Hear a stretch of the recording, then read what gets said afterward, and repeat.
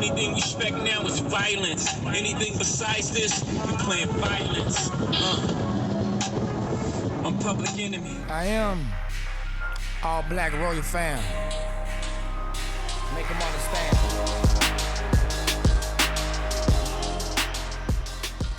Hey, what's going on, family? Appreciate y'all for tuning in to the Royal Family TV. I'm the host, Chris King, holding down the throne for this episode of Royal Talk Podcast. Yeah, appreciate y'all. Once again. First things first, I want to say shout out to the guys. Free the guys, free the gals. Rest in peace to anybody who died this year, last year, or any year. You're gone but not forgotten. We'll always remember you, you know? So, just want to say that first and foremost. It's a blessing for anybody who's still here, alive and free to see this right now. One time. Yeah, man, I want to appreciate anybody for going and checking out that first episode. I know it's a little rough draft. Talked a little bit about myself and about what the show was about. So I appreciate y'all for checking that out, and y'all can keep going and check it out for those who didn't yet. But make sure y'all hit that button for me, that bell, like and subscribe. Send up suggestions in for the movie clips, the topic of the week, the book of the week. Send suggestions. I'm taking all suggestions from all sides. You did? So yeah. But what's going on, family? First things first, I just want to say, you here, we discuss kings and queens and everything in between, you know, on Roy Talk Podcast. But yeah, but today topic of the week, I'm gonna hit y'all with topic I've been thinking about. Of course, it's been touched on plenty of times by many people, but I wanted to get into it and talk a little bit about it. This topic of the week this week is going to be drug addiction in the entertainment business and in the inner city. Drug addiction. Now, we're going to talk about that. First things first, man. It's been no stranger to Hollywood with drug addiction. You know, first of all, that's way back. We could go farther back than that. Even in the music industry, back in the 60s, 50s, the 60s, the 70s, drug addiction was around. It was something that a lot of people didn't talk about back then. You didn't really talk about it unless they had a story about it, or you saw somebody's biography about it and then they touched on it. But it was some people back in the day who you wouldn't even know was addicted to drugs. You know, it's just something they kept under wraps, because I guess, you know, your private life is your private life. That's cool. But when it starts affecting people around you, and when it starts influencing people in the communities and all across the world, then it's something to be talked about, I think, you know what I'm saying? So, and again, I'm from one of them communities where drug addiction and just drugs, period, was in abundance, you know what I'm saying? Again, I'm from Chicago, the west side of Chicago, 80s baby, late 80s, early 90s, and yeah, the drug game, that's what they call it, because it was a big game, if you ask me, was, you know, major in places like Chicago, Philadelphia, LA, New York, any big cities, you know what I'm saying? It was crazy, especially heroin. Heroin was the drug of the time then, I want to say, 70s. Just from what my pops was telling me, when my pops told me stories about how it was, my mom, my uncles, and just me doing a little research on it. And heroin is a very powerful drug, first of all, very powerful. Probably the most addicted drug on the planet. I mean, I'm not sure, but that's just from seeing what I saw and knowing what I know. Heroin is one of the strongest drugs, if not the strongestly addictive drug. And it's not something that a heroin addict could probably just get off of, you know what I mean? I have had the unfortunate hands-on experience of seeing people on heroin, heavy on heroin in my neighborhood, even in my family at times, you know? So I just want to say that cocaine addiction just as well, you know, it was all over Hollywood. You still see it in movies. You see it in the movies like it's nothing. They really didn't explain too much, but you will see actors, actresses, you know, doing lines of cocaine in movies all the time, you know, and that's just, I guess they were trying to bring us a little piece of what the Hollywood world was like. But we should know there were some major actors, actresses, artists, even from the 70s, 80s, who was addicted to drugs. Some of the best artists of the day was addicted to certain drugs. Even Michael Jackson, I want to say, it's a private life, but as we can see, maybe it was something he couldn't control. But these doctors give us these strong drugs at times, and they say that they're trying to help you get out of pain, but they don't tell you these major side effects that you're gonna be addicted to it, regardless of if you can get it or not. From them, you're gonna be addicted to it. So that's just something I saw too over the course of my experience in the streets. You know what I mean? And so, just in the street itself, it was a silent killer, a silent cry. When I say that, because the newscast didn't come down to my neighborhoods and broadcast the drug addiction or the drug crash that was going on in our neighborhoods. You didn't see the news, didn't come down and talk to people in our community and say, how did you get on drugs, or do you need help getting off drugs? They would never. That's where it was silent. If you wasn't there, you really didn't know about it. It was people who thought drug addicts made excuses of why they couldn't get off drugs. Like, it was easy or something. And these same people knew that they had family members or people in Hollywood or people in higher positions that were also addicted to drugs that needed help, needed much help. They pumped millions of dollars into helping these people, and opening up several rehabilitation centers that a lot of people can't afford to go in or don't have insurance at all to go into, or however it's set up. It's just not made for everybody. It's made for the wealthy addicts and things like that. So just knowing what I know in our neighborhood, the drug game is ridiculous. It also caused a lot of crime. A heroin addict is addicted to heroin. There's nothing you can do about it right then at that point. If they need it every day, they're going to get it by any means necessary. And that created a lot of violence, a lot of robberies, a lot of shootings, a lot of stealing, a lot of crimes that came after that, just for the people being addicted to drugs, And also, just the way drug dealing, we'll talk about, that's another episode, we talk about addiction, but even drug dealing is an addictive sport too. To those who really sold drugs and know the lifestyle, they know that that's addictive also for the drug dealer, you know what I mean? But that's a whole nother episode, we'll get into that for another time. But I wanna know what y'all think, even from the beginning. Marijuana too, we're gonna touch on marijuana for, I know all the weed smokers saying that it's not a drug, right? But for the sake of argument, we just gonna let it, for the sake of argument for the other people, when people disagree, we're just gonna say it's a drug also. It might be the less addictive drug. Nobody ever truly died off the drug marijuana as an overdose. So I'm not making excuses or anything. So they're all drugs. They all can be addictive. All right. A lot of people claim that they use drugs as a way to beat depression. Okay. And I understand that. As a person who grew up with depression, manic depression at times, I can understand that. It's been times where, I've been depressed as a teenager, a young teen, or a young man. I mean, greatly depressed to the point where you don't want to do nothing, because you may think, you think to yourself that what's the point of even doing something? It's all a full circle that's bringing you back to depression anyway. So I know what that feels like. So I do understand people who say that, right? And I have smoked weed and things of that nature to try to get out of depression.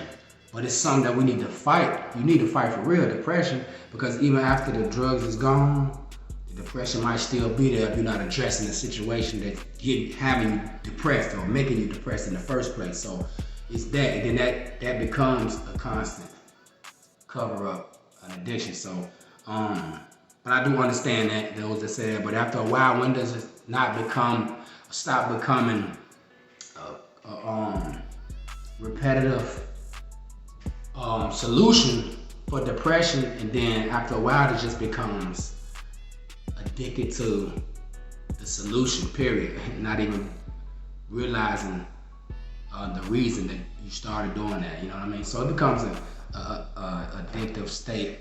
I do understand that, but as a person who suffers from depression herself, it does become repetitive, and you stop thinking about what you're putting into your body or what you're doing to stop you from being depressed. The main thing you're thinking about is to get these thoughts off your mind or whatever, you know. So that's understandable. That's understandable.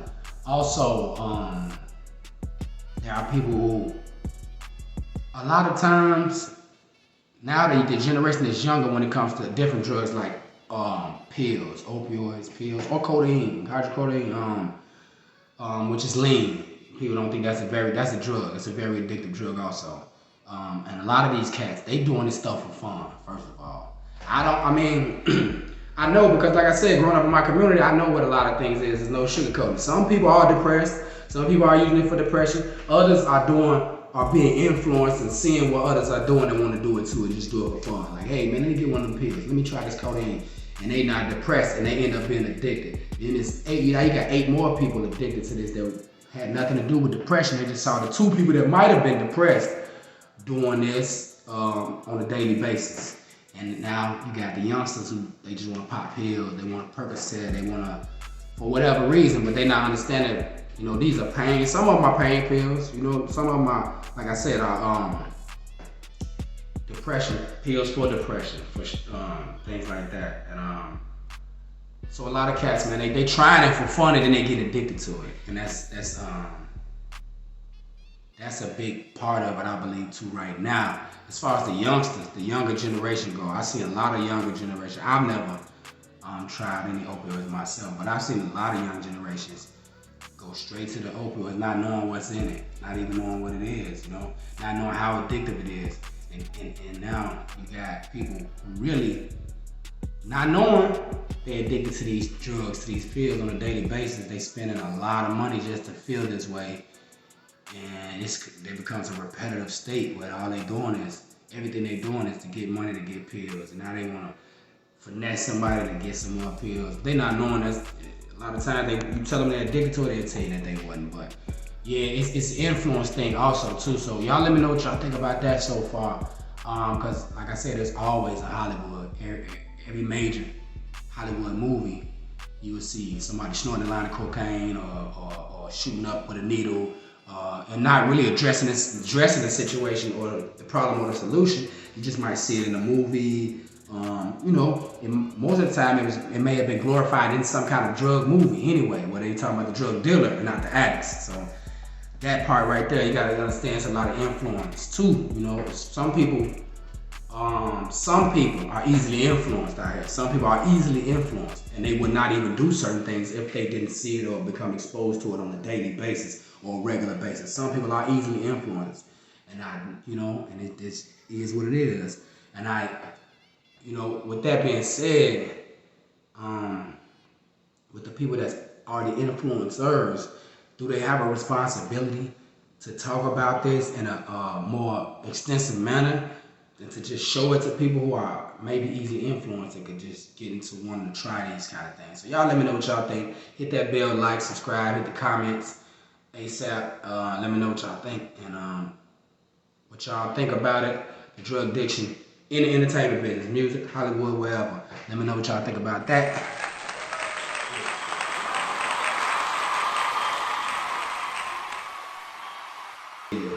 So we're gonna talk a little bit more about that later on in this episode also, more about the topic of the week, drug addiction in the entertainment. Y'all let me know what y'all think about that, all right? Now, last week on my commercial segment, I brought y'all that Porsche Taycan. That joint was nice, all electric Porsche for 2022 is mean, right? So something I wanted to touched on last week. But I wanted to show y'all that they got a new Ferrari truck SUV coming out. But they not done with it, I guess.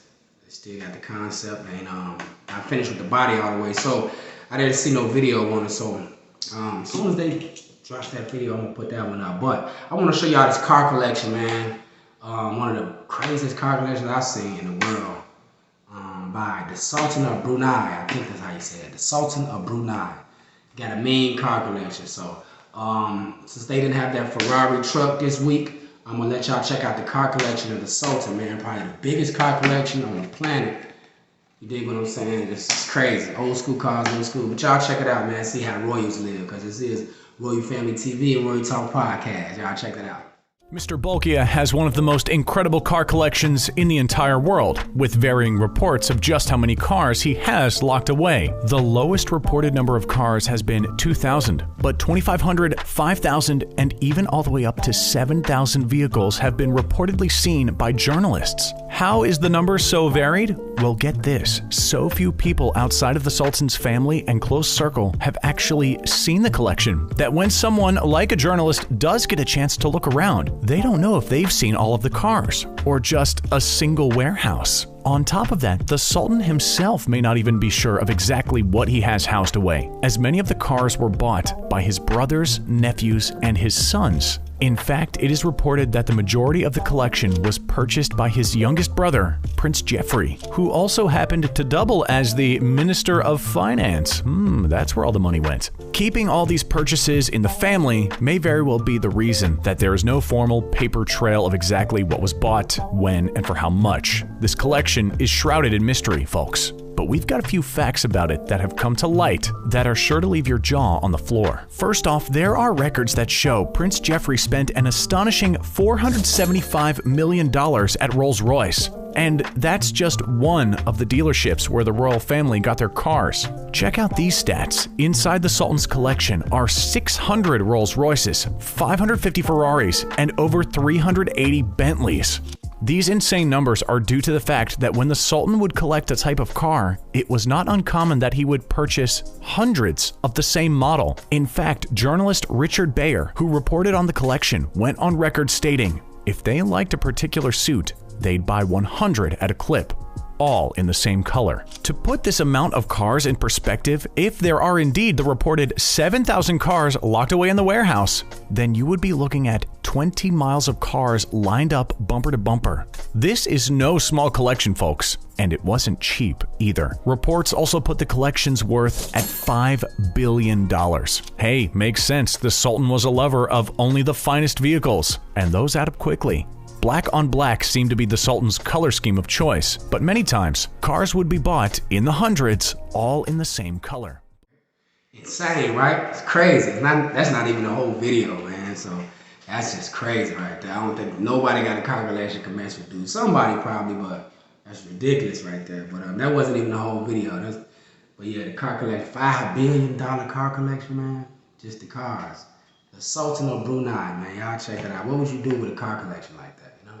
One of them would call them up and buy a couple of them cars. But, man, what would you do with something like that? So, that's just me. But, yeah.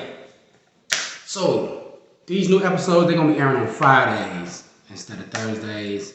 I just had some difficulty doing that, but Fridays. But I still will bring y'all the highlights from the Thursday night football games. So, Thursday night football. Yeah. Last night's game, because if you watch this probably on Friday, even if you sit on a Saturday, but Thursday night's last game was the Rams versus the Seahawks.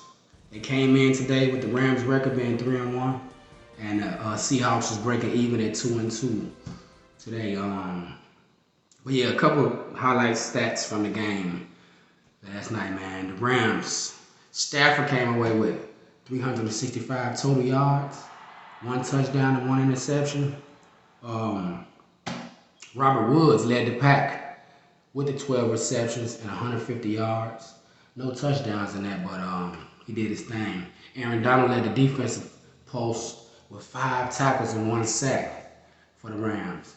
On the Seahawks side, Russell Wilson, he went 11-16 with only 152 yards passing, though. Also, 1 touchdown, 1 interception. Alex Collins, not so good of a night. He had 15 carries for only 47 yards. So, looks like the Rams shut down the rush over there in Seattle.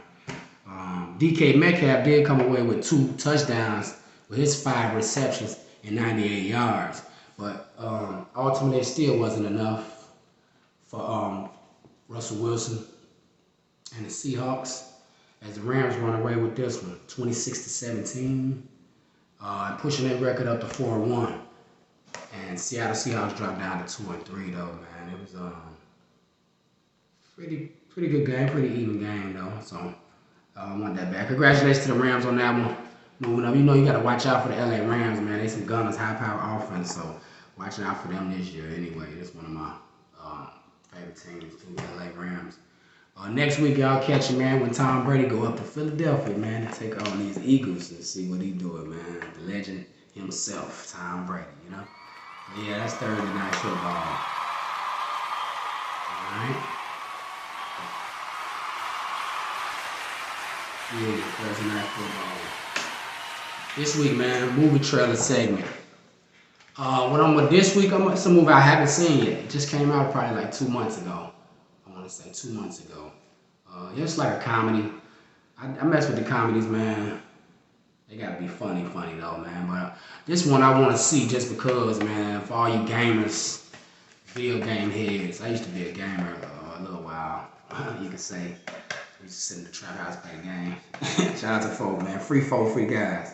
But yeah, man, so all you gamers, man, this one here is gonna be a trailer for this movie that just came out in August this year. Check out this trailer for My name is Guy. Sunday should be warm and sunny, just a scattering of drive-bys. And I live in paradise.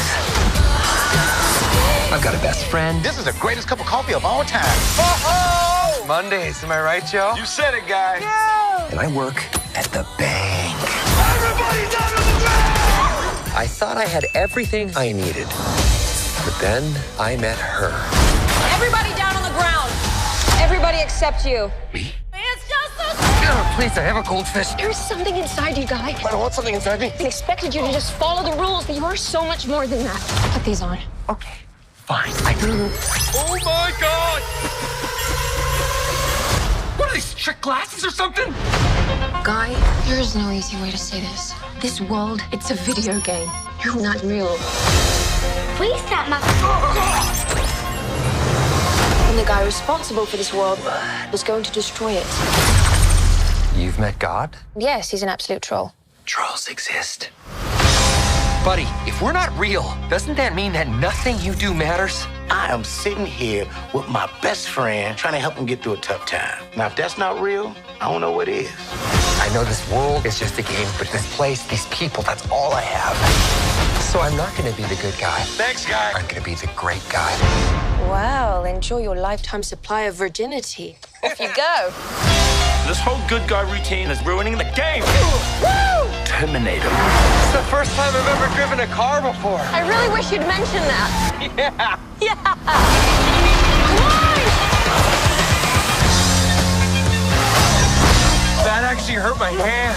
We can save our world, but we have to fight together. I don't know what's happening right now, but I love it. Time's up, bank teller. Whoa.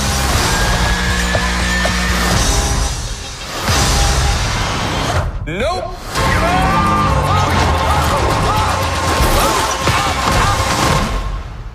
I can't die!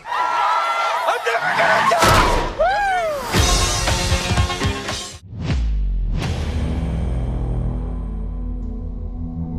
Yeah, man.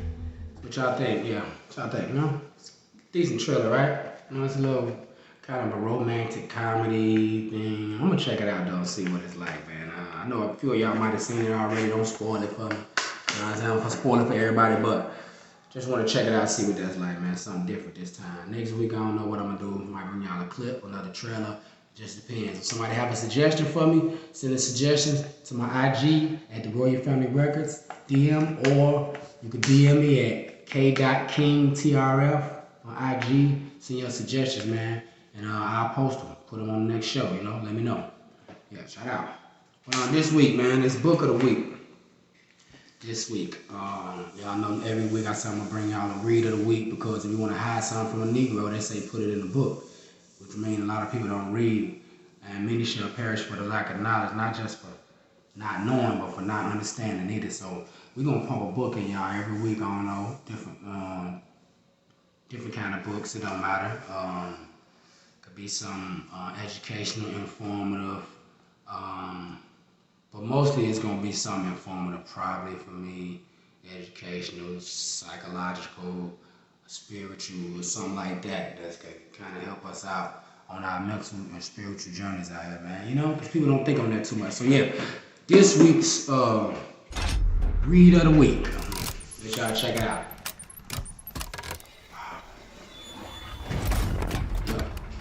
Yeah. This week's read of the week, man. I have not started this book yet. I just got it, but it just caught interest with me. I was in a bookstore this week, and I just saw it, and I kind of, started on it just a little bit to see what it's like. This week's book of the week is called God, War, and Providence by James A. Warren, right here. And really what it's about the Narragansett Indians of the North in New England versus the Puritans of New England, which was the colony that was settled there in the 1600s. And the war they had, and they overthrew the Narragansett Indians, and that's crazy. Cause we have a street in Chicago, Narragansett, in the north, going up northwest Chicago, called Narragansett, and that's named after the Narragansett Indians of the Northeast. So this book just touches on the war that they had, the difficult time that the Narragansett Indians had trying to hold on to their natural freedom of being the natives of that land, and then fighting against the colony, the Puritan of New England, who was just in there just trying to drive them out. But you know how it goes, cowboys and Indians all over the place. But it's very educational, something that I'm gonna check out, just bounce off of different levels. I'm gonna check it out and see what I can learn from it. I always like to see people's take on history, somebody's story on what happened in the past, and give us a glimpse on what happened many years ago. Even if it's not all accurate, sometimes it give you a glimpse of what's going on, and you can kind of see into the lives of people in the past. So I kind of like that.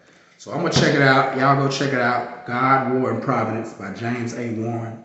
Go look it up, check it out, and see if we can learn something together. You know what I'm saying? All right. Next week I have another read of the week for y'all, as always. You know what I'm saying? And so, yeah, everybody stay on them books, man. Don't let them trick us out of our situation. Don't let them trick us out of our position. We gotta stay in it. Again, send them suggestions for the books to me. IG, K.King, TRF. You know what I'm saying? Or IG at the Royal Family Records. You know what I'm saying? So I'm taking all suggestions all the time. And we're just gonna stay into that. You know what I mean? But yeah, this week. That was this week's Books of the Week. All right? But yeah, with that, I told you I'm bringing an artist of the week every week. Independent, reliably. Last week I brought y'all ESTG with that King off the El Toro album. You dig what I'm saying? This week I'm doing independent artists that y'all might not know nothing about. Just to show y'all, I'm just introducing segments of the show, so I can get used to doing this myself and get everybody comfortable with the segments of the show. So this week's artist of the week feature is gonna be, like I said, an underground artist, independent underground artist. And I do say independent because do everything itself. But yeah, this week underground artist man feature is gonna be none other than myself, right? Royal Family Records. Shout out to the gang. Chief Tron. You know what I'm saying? Nicky Bars over there at the American Pharaohs. Shout out to the guys. You dig what I'm saying? Chief J, my guy. What's good, man? But yeah, I'm gonna feature a song, one of my favorite songs of myself that I've done. I got an EP out right now. The playlist is gonna be, it's gonna be a link to the playlist in here. It's also on Royal Family Records Television. The EP is called Loyalty is Royalty. Y'all check me out. It's a little, I touch on, I try to stay versatile, different things, a little bit lyrical. But this right here, I'm gonna give y'all a taste of my one of my favorite songs off the EP. It's called Keep Dreaming, man. And y'all check that out real quick. Last night I visited faraway lands. Tonight I think I'm going again. Some people say that's all in your head. Well, if it is, then I must have the universe in my hand. Damn. They say no progression without a plan, so I'm planning aggressive to get us in. While they make amends, we make the ends. They still praying for God to let them in, Lord. Stay awake, there's no naps on the job, remember? We had dreams of being the mob.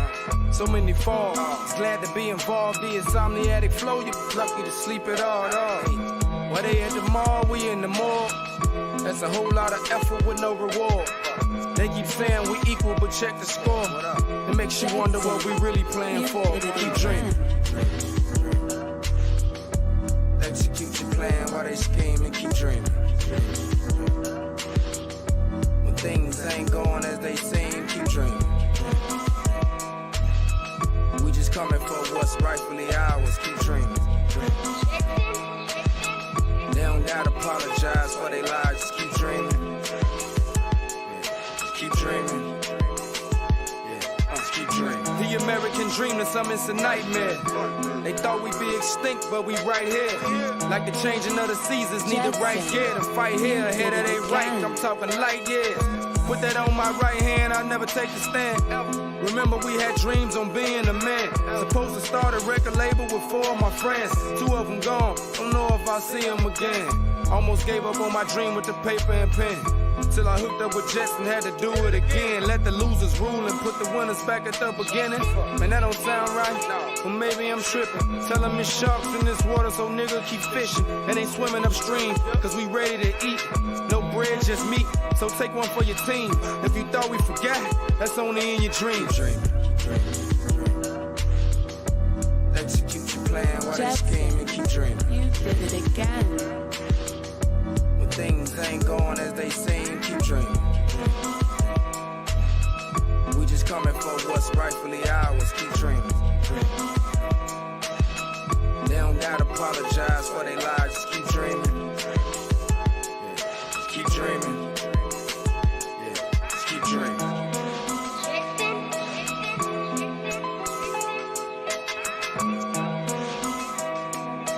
Appreciate y'all. Like I said, that's one of my favorite songs that I have written. It's called Keep Dreaming. That's off my EP, Loyalty is Royalty. Y'all check it out if y'all feeling that. It's only like 5 songs. But anybody out there, man, still got a dream or a goal or something, just keep pushing, keep dreaming. You know, it'll work out though. So yeah, y'all appreciate that. You know what I'm saying? Wait Family Records. But yeah, man. I'm just gonna get my final little bit on this topic. Drug addiction in entertainment. But yeah, man, if you, like I said, if you ask me now, it's more about influence, man. You don't see, of course they got movies, books about drug addiction, but you don't see the bad side as much as you see the glorifying side.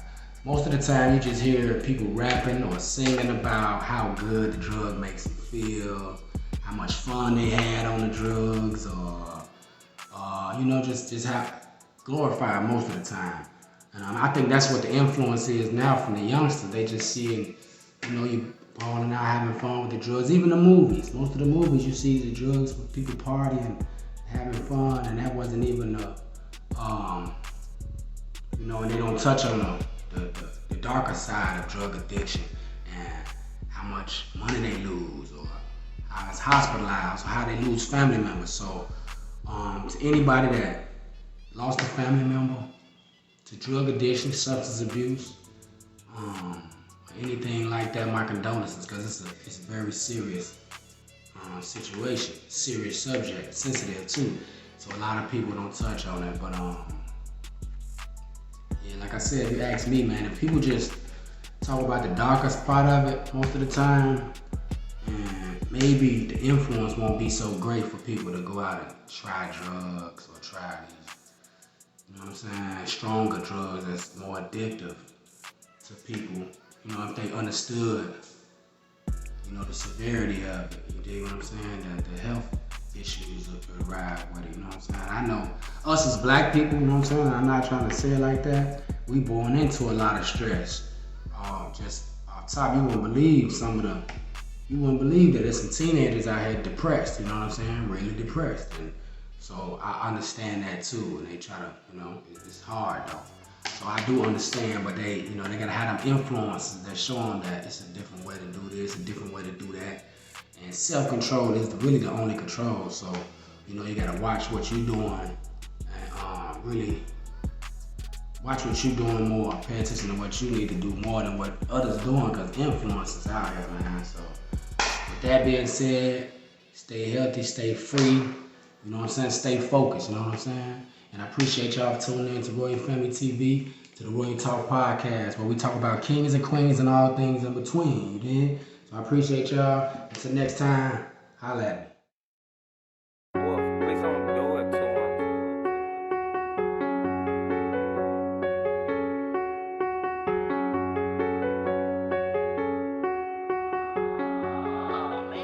much. I am all black royal fam.